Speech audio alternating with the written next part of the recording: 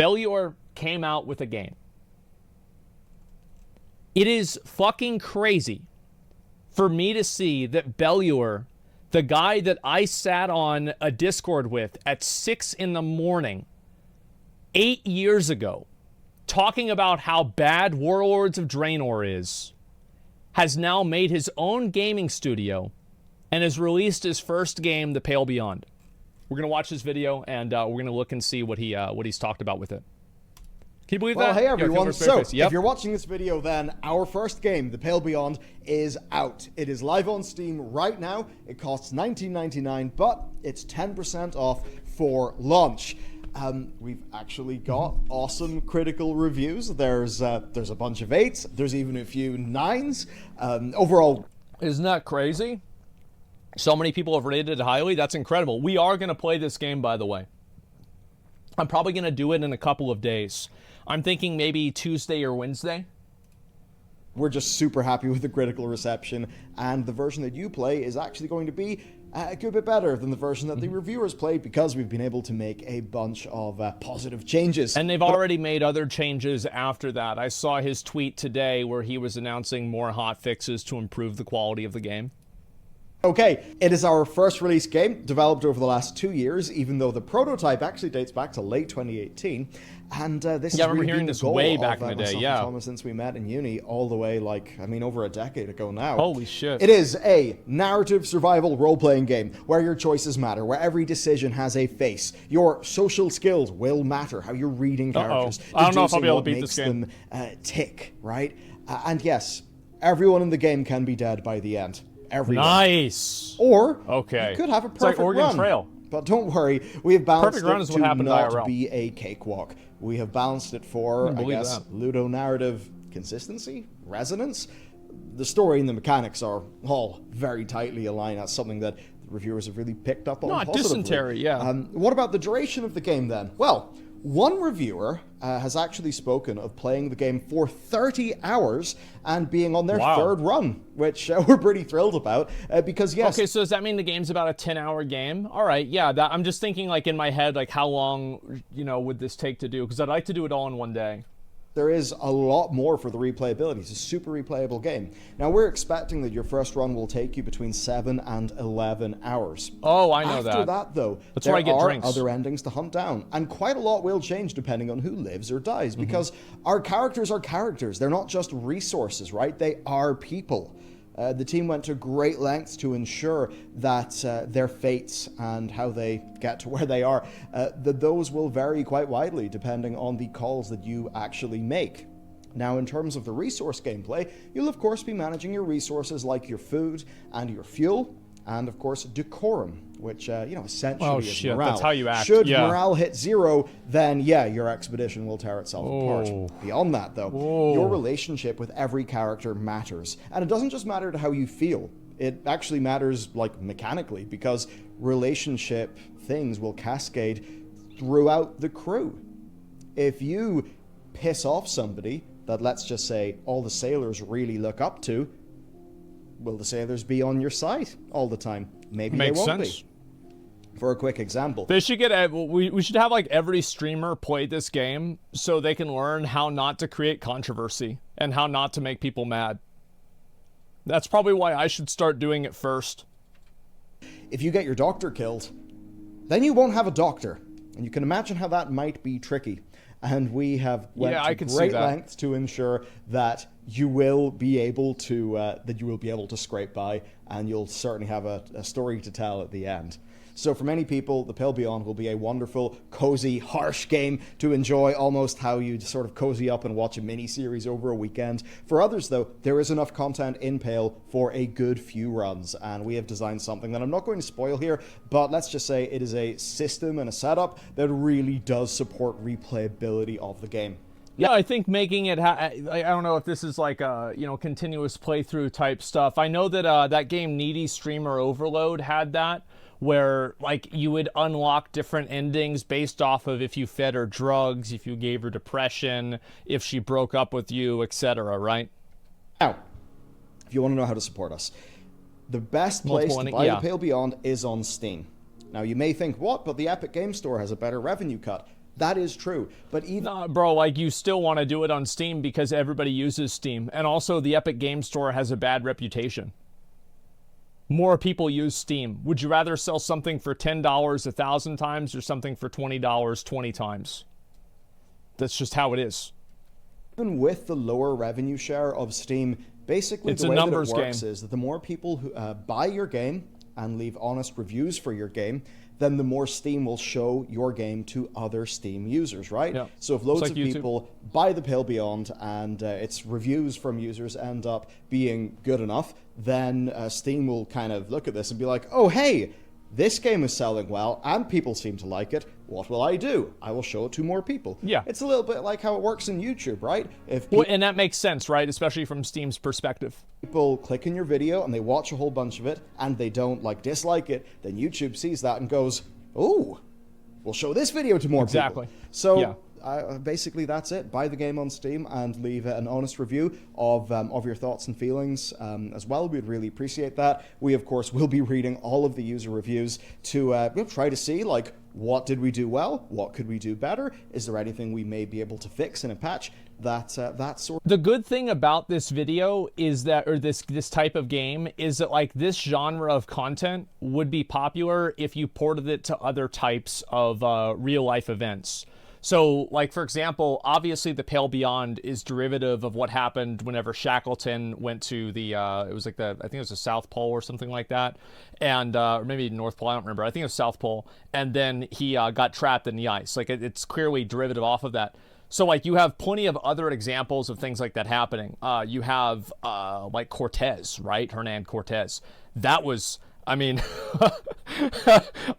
kind of play as the bad guy in that one, but all you have to do is change a few names, and then that works. You have Alexander the Great. How many other stories like that are there? I think those are just the first two that come to mind. Conquistadors, yes. And obviously you have, early Americas type stuff. And let me think.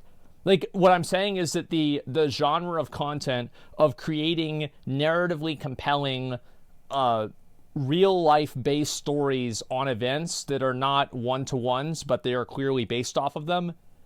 If this is popular, there are a lot of sequels that you can easily do.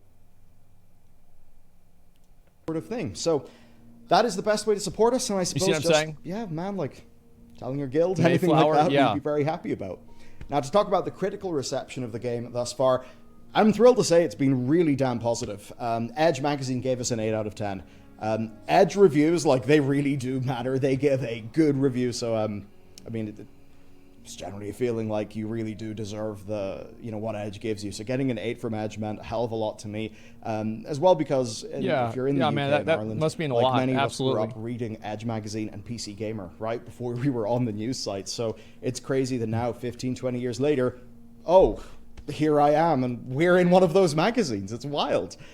So far, for a quick tally, we got 3 9 out of 10s, we got an 8.5, a few 8s, and 2 7s. So thankfully, they've all ranged from positive to super positive, which you don't always get in your first release, which is crazy to me. Now our review builds were from December and February. There were a few more bugs than we were comfortable with in those builds.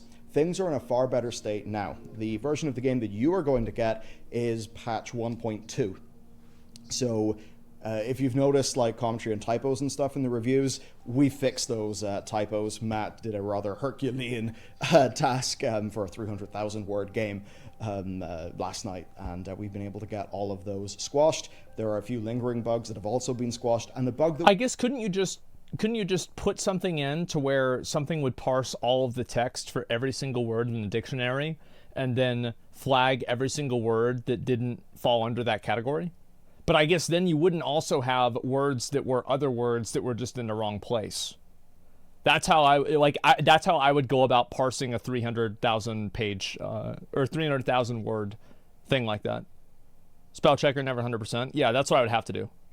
We thought had been fixed. Yeah, but grammar. Yeah, exactly. That's the thing. Even the Polygon reviewer, we were able to instead of there, it's called 3 bug, or something like that. Definitely, Polygon's review is super awesome, super fair, and actually super useful and actionable to us. So it's a really good example of how as a developer, giving a reviewer plenty of time to actually play the game, it is super useful and instructive. It's crazy how great reviews can be whenever the people that review the game play it. That really kind of takes it to that next level. So overall, I and the team, we are pretty damn chuffed that even with quirks existing in the review builds, that really people seem to be happy. And I guess just to give you some sort of choice quotes from Polygon, they said, "Coming off the ice and making land after nearly 40 weeks of hell really feels like moving between two worlds. The background art and environments are positively unearthly. When shrouded in ominous fog and hazy light, the ocean scenes with icebergs awash in pinks and oranges are truly gorgeous, as are the dark rolling storms." I thought that was a really awesome just encapsulation of the work of our art team. That's badass. From God is a Geek, a survival game to me should be about tough decisions that mean the difference between life and death. So often that isn't the case. Fortunately, games like this do exist. I also like the fact that you can have everybody die. It's not like there are winning conditions and then better winning conditions. There's the condition where everybody dies. Put countless hours into surviving the snowy environments of The Long Dark, which is a game that we love, and now another chilly survival game has stolen my heart in the form of The Pale Beyond. Just reading some of this stuff has been so crazy to us. Another quote: "The characters, you can tell how happy he is. And are full of personality. He's fucking ecstatic. And in a game full of misery, it's at least nice to have some visual appeal. The sled dogs are just adorable, and even feature in some of the very few genuinely jovial moments." In the real story, this was based on they ate them. Of the game, and I suppose that's the thing. They ate the dogs. We will often cover some pretty dark, gnarly shit, but one of the things that you've got to do when you're doing that is to really find the genuine light, and I think that the light means all the more when it's coming from. Apparently, it was bad for morale.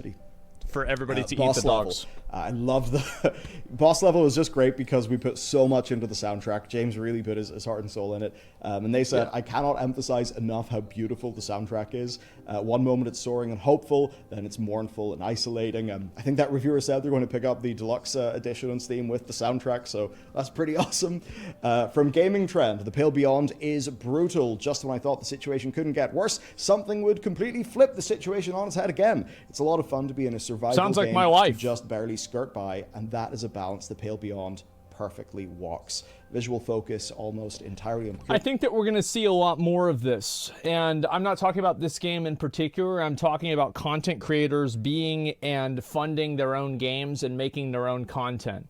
I think that this is just another version and another extension of creators making merchandise, right? It's there was the first time that an online content creator made a shirt that you can buy and you can wear the shirt and it has their brand or some sort of picture or something cool like that on it. Then now you saw people that are, they're making other types of, different, just entrepreneurial pursuits. You've got some idiots that are they're trying to make an entire PC gaming company, but the logo's a dick, and so people keep laughing at it, and so it's this whole struggle between that, and you have fuck ups, but then you also have people like Bellular that's going and they're making content for a video game. They're actually making a legitimate fucking video game. So yeah, we'll do that, and so you're going to see even more of this in the future, because one thing that if you look at a lot of people who have been immensely successful, one thing that's a commonality between almost all of them is that they have controlled vertical integration, which means that they're able to make a lot of money, and they're also able to do that by controlling multiple steps of the process. So for example, one of the reasons why J.D. Rockefeller was so rich, one big reason is because he didn't have to work with the railroad companies. He was able to transfer and transport his own oil.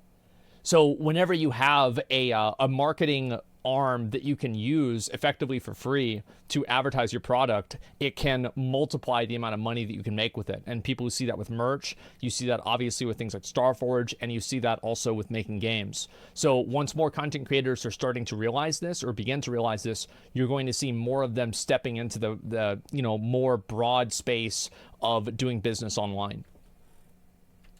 white and a cold desaturated blue. Character portraits likewise use desaturated colors with sketchy line work, which shows the fragility of your crew despite how they may act. And I mean, yeah, that was a really awesome review to read, obviously, for us. The team just chuffed, and especially with the game balance side, because it's one of those things, you know, if it's 10% off in either direction, it's either half impossible or so easy that the story doesn't matter. True. The team really put a hell of a lot into trying to dial that aspect of the difficulty in, and it's nice to see that for a lot of reviewers, at least, it's it's paid off. I suppose I won't belabor doing all of the reviews. Broadly, where we are now is... I think that also, like, just listening to people's feedback and changing the game based off of feedback, that's like, the bar for video games is so low that if you do that, people will love you. Even if the game is problematic. Like, look at New World, for example. People love New World because the New World developers read their comments and sometimes change the game because of that.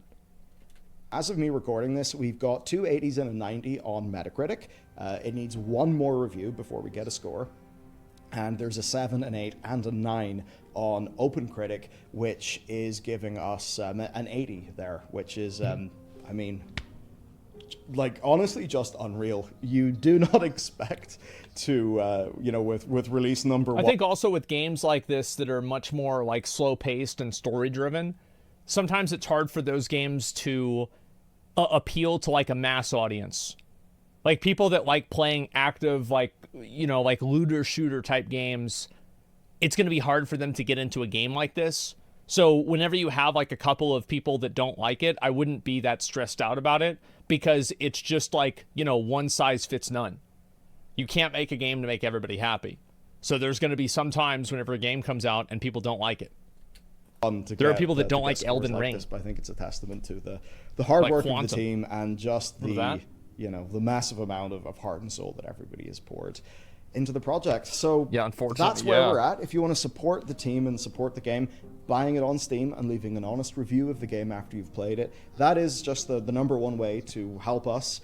If you'd like to spread the word, perhaps, then just even telling your guild or some of your friends, we'd appreciate. Yeah, I think honest feedback is really important. I know, like, for us in Starforge, obviously, whenever we announced the company and everything, there were a lot of people who were rightfully critical about some of our components, and they said, like, oh, this is too high, it's too expensive, it's a fucking scam, you're selling an i3, what the fuck is wrong with you? And we had a meeting that night, and we were like, guys, we need to change the parts. This is not good. We made a mistake. We need to do this. And we did that, and we are a better, stronger, and more cohesive company because of that. So it's good to see somebody else actually recognizing that. The thing is, feedback whenever you're talking about a product that is being sold is almost always useful. Whenever the product is a person, like a stream or something like that, it's harder to know what good feedback really is. But whenever you're talking about a product like a game or a computer, it's a lot easier to see, okay, this is useful, we're going to use this. That as well, obviously, free international shipping is going to be soon, guys. We don't really have a marketing budget, so it really is a next word of mouth thing. 300 years. And yeah, as for the future, right, between us and our publisher, we are 24/7 until like Monday or Tuesday. That's because they're in Australia and we're here, so it's actually very easy for the whole lot of us to cover. So there will be somebody on hand to respond to things. We have a whole big setup orchestrated where essentially, like, bug report stuff on Steam will automatically go into a database for us. So if you do see a bug and you leave it in that database, or if you leave it on the right Steam thread, we'll actually automatically collate all of that. Version 1.2 is the version that you'll be playing that has the typos fixed, as well as just about every bug that we could find and isolate. Obviously, though, between a wave of reviewers, our internal QA, and then doing multiple rounds of external QA, that is still under 100 people playing the game. Obviously, when you have thousands of people playing a game, this is something that happens with WoW. Is like they do an internal test, but there are so many interactions that can occur in WoW. Like, you think about, right? I mean, like, I think a good example is, like, have you guys ever tried to break into like a lock? So like if you try to break into a lock and it has two numbers, you only have 10 different or like 99 different combinations or something like that, right? But if you have another one, it becomes exponentially harder. So like because WoW has so many different types of like combinations and ways that numbers can interact with each other, it's like almost impossible to test for everything. That's why WoW has so many bugs. And I think also that's why obviously whenever a game comes out, it probably will have bugs too. Happen that you 2 equals 99? Yes, that's correct, because there are 99. Is it 100? Yes, it would actually be 100. There are 100 possible outcomes that can occur whenever two digits are placed next to each other. There is 0, 0, and then 1 to 99. Can't predict, but that's why we are going to be on hand, and we will be issuing patches as things arise and as we fix them. So we are fully standing by to give this absolutely our all. I forgot about Zero support. And at the very least, look, just tweet me if there's a problem, and whatever it is, I'll do what I can to make things make things right. So that is where we're at. This is a massive milestone for us. Now that we've proven that we can actually make a good game, it opens up, it opens up doors. Well, we'll just have to see how it all shakes out. Oh, yeah. Suffice to say, I think it means really good things for the future. We're already planning just how to shore up. It's extremely hopeful. Consolidate things, maybe expand a little bit to be able to do cooler things with Warcraft, with news, and with future games. We're also doing a documentary for The Pale Beyond. The first part of it, which is 25 minutes, is up on the Bellular Studios. Oh, shit. YouTube channel. So if you actually want to learn about how the game was made, basically to see the story that's been happening, but we haven't really been able to show you, that'll be over there. And certainly as we move on and as we... Guys, can we please move past the 1 and 0 and the 99 thing? Like, I just read the chat. You guys are still going on about that shit. Like, just... Instead of typing, just sit down and think about it for like 10 minutes. Have more of a capability. My desire is to really bring you guys along on the journey for whatever we do next, so that you can see what we're doing as it's being developed and have that feedback, I suppose. So that's where we're at. The link to Steam is down below. It is 10% off right now. So look, if there's, everything that I would ask, I guess, would just be consider purchasing the game and leaving an honest review when you've played the game. That's more than I can ask. So, yeah, what a crazy time, I suppose, to finish it off. It's crazy how many good reviews it got, too. It's been... I think also it's good for anybody else who's trying to make content. Like, this is good for somebody like Dr. Disrespect. It's good for anyone else who's trying to make their own content, because it is a success case. So it's kind of like a proof of concept. It worked before like this. Very hard for a long time, and I suppose here we are on launch day, which is pretty surreal. And as well, thank you. It is only with the channels existing that any of this has been able to happen. So be it just watching videos, telling your friends, our sponsors, our patrons, everything. It has really only went into one thing, which has been job security and ensuring that the team can make the game. And, it's bloody well happened, hasn't it? Yeah. Okay, I'm going to go and get ready for our Friday stream. Well, I remember my dad would show me pictures of himself in like the 70s and the 80s. And in like every single one of those pictures, he was wearing one of these shirts. Like, this shirt straight up looks like it came out from like 40 years ago. I don't know how to leave this because it's a crazy situation, I guess. Head up the Steam link down below. And yeah, I'll see you all live later tonight. There it is. Holy shit. Yeah, I wanted to show you guys this. I think this is just crazy. Bellular actually made his own game. Let me link you guys the video right there. And we will be playing this game. We're going to play the whole thing. Go all the way through it. There you guys go. At least he changes his shirt. Yeah, he's got more channels than I do. See, Bellular does the same thing than I do. He's got a bunch of different channels. I'm glad that he put it on the Warcraft channel, because obviously this is going to be, one of the ones that everybody likes to see. 70s fashion's making a comeback. Young Gravy, best example of it. You are actually right. That actually is true. Yeah. Fuck. He kicked up Young Gravy. I think he's funny. I like him. I know everybody likes to, you know, like dislike the, you know, the new things the kids are into, but I think he's funny. Betty's not a bad song. Anyway, so yeah, Bellular made his own fucking game. Holy shit, can you guys believe that? Oh my god. Yeah, bring 70s music back. Yeah, boomer chat, who and gravy. Yeah, come on, guys. Sad we don't see a game Byron was working on. Oh, Everland. Yeah, that's the thing. It's, and like, think about that, dude. Isn't that so crazy that, like, even back then, like, fucking Wreckful was doing things that were, like, I feel like he made so many innovations in, like, streaming. Whether it was, like, the first innovation to, like, use DSLR cam, or one of the first, right? I mean, I don't want to ever say first, because, like, maybe he didn't do it first, but he was the one that popularized it. Like, taking donations, DSLR camera, making a game, things like that. That is huge, man. And I'm sure there's other ones that I just can't think of right off the top of my head. Yeah, he was the godfather. He unironically was. Abso-fucking-lutely, man. He was so smart. He was. Yeah, I always am very impressed by somebody who can see what will happen and not just what is happening. And I think that's what was always so impressive with that.